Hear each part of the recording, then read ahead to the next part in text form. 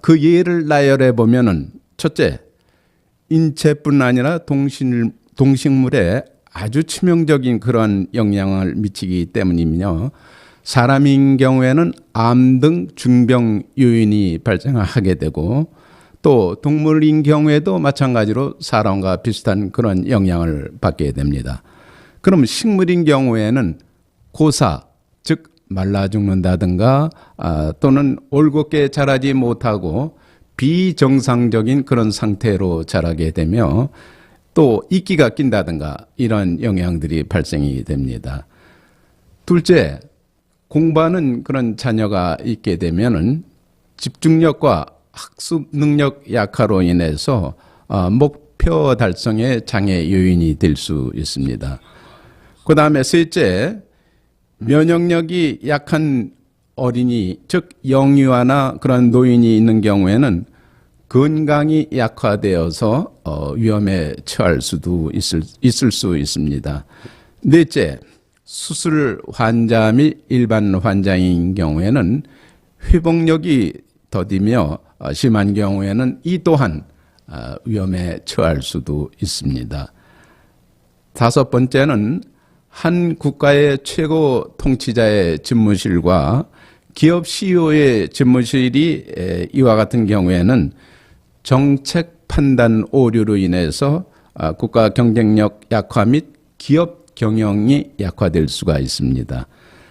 여섯 번째, 산소인 경우에는 고인의 시체가 썩지 않고 마치 미라처럼 이렇게 되거나 또는 시체가 둥둥 떠서 있게 돼서 결국은 후손에게 나쁜 영향을 미치므로 불의의 사고로 인한 인명피해나 또는 사업 실패 등 불행을 초래할 수가 있습니다. 일곱 번째, 건축 부지인 경우에는 건축이 쉽지 않을 뿐만 아니라 설령 건축하였다 하더라도 그 안에서 기거하는 사람의 건강 문제가 염려됩니다. 여덟 번째, 병원이나 또는 요양원인 경우에는 회복이 더딜 뿐만 아니라 오래 있다 보면 이것도 또한 불의의 사고를 당할 수도 있습니다. 아홉 번째, 신혼부부인 경우에는 불임의 원인이 될 수도 있을 뿐만 아니라 유산이나 사산, 기형아 등 이러한 것을 출산이 가능하게 되기 때문입니다.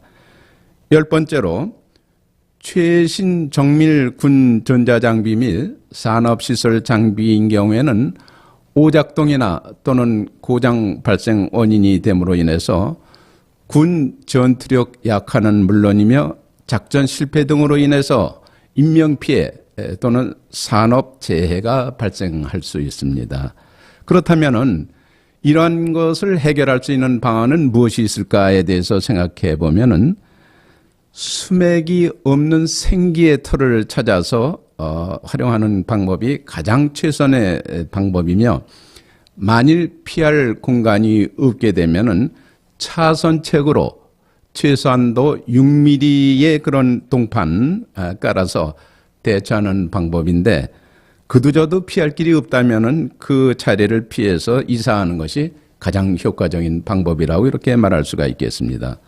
그럼 다음은 사례별로 대처 방안을 한번 말씀드리면은, 첫째, 주택이나 아파트인 경우에는 보통 한 방에서 이거는 수맥파가 수직 종파이다 보니까 그 자리만 피하면은 관계가 없습니다. 그래서 만약에 방 안에 그 수맥파가 있게 되면은 수맥이 없는 자리를 피해서 활용하되, 거기에 피할 자리가 없다면은 다음 방으로 이동을 해서 거기다 한번 수맥 진단을 해가지고 역시 마찬가지로 수맥이 있게 된다면은 또 다른 방을 활용하는 방안입니다.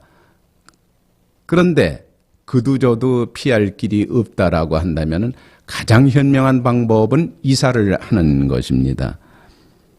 그 다음에 두 번째, 병원이나 요양원인 경우에는 환자 침실 밑에 수맥이 흐르게 되면은 그 옆에 수맥이 흐르지 않는 그런 침실에서 활용을 하도록 하고, 그도저도 거기에도 또 피할 길이 없다면은 옆방에 있는 침실을 활용하는 것이 가장 좋은 방법입니다. 셋째, 산소인 경우에는 만일 산소에 그런 수맥이 흐른다 하면 가장 좋은 방법은 이장해서 생기의 털을 마련해 가지고 이장해서 그렇게 하는 것이 가장 좋습니다. 넷째, 최신 정밀 군 전자장비 및 산업시설 장비 장치에 장소에 수맥이 흐르게 되면은 수맥이 없는 장소를 택해서 설치하면 가장 좋고, 만일 설치 장소가 마땅치 않다면은 설치 장소 밑에 6mm 이상의 그런 동판을 갖다가 여러 장 깔므로 인해서 그 수맥파를 무해시키거나 또는 이렇게 하는 방법이 있는데, 만일 그 한 장으로 되지 않는다면은 이음새를 용접을 해서 아주 촘촘히 이렇게 깔아주는 것이 가장 좋은 방법입니다. 다섯째, 기타 상황도 이와 같은 요령으로 그렇게 조치를 하되 가장 좋은 방법은 수맥이 없는 생기의 털을 활용하는 것이 가장 효율적이며 현명한 판단이라 이렇게 생각이 듭니다. 이어서 다음에는 잠깐만 팁 알찬 정보 시간으로, 그러면 건수에서도 그런 수맥파가 나오나에 대해서 생각해보는 시간을 갖도록 하겠습니다. 일반적으로 대류 현상으로 인해서 하늘에서 비나 눈이 내려와 가지고 땅이나 또는 개울로 흐르는 건수에서는 파장이 나오지 않기 때문에 그건 수맥파가 있다라고 할 수가 없고, 직접적으로 인체에 어떤 영향을 미치지는 않습니다. 다만 주택 밑에 그런 건수가 흐르게 되면은 이 방바닥이 늘 습기가 있어서 축축하게 돼요. 천식이나 또는 피부병이 발생하기 때문에 건강에 좋지 않습니다. 수맥파는 오로지 지하에 흐르는 지하수가 흐르면서 돌이나 또는 흙과 부딪혀 가지고 거기에서 나오는 파장이, 즉 해로운 지구 방사선 파와 같이 혼합이 돼서 이것이 지표를 뚫고 나왔을 때 우리는 이것을 수맥파라고 합니다.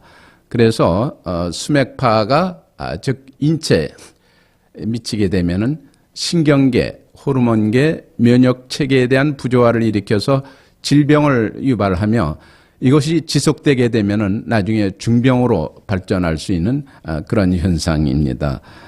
따라서 우리는 사전에 이런 수맥 진단을 통해서 미리 건강 예방을 하는 것이 가장 현명한 판단이라고 이렇게 생각이 듭니다. 그러면은 이상으로 오늘 방송을 모두 마치겠습니다. 대단히 감사합니다.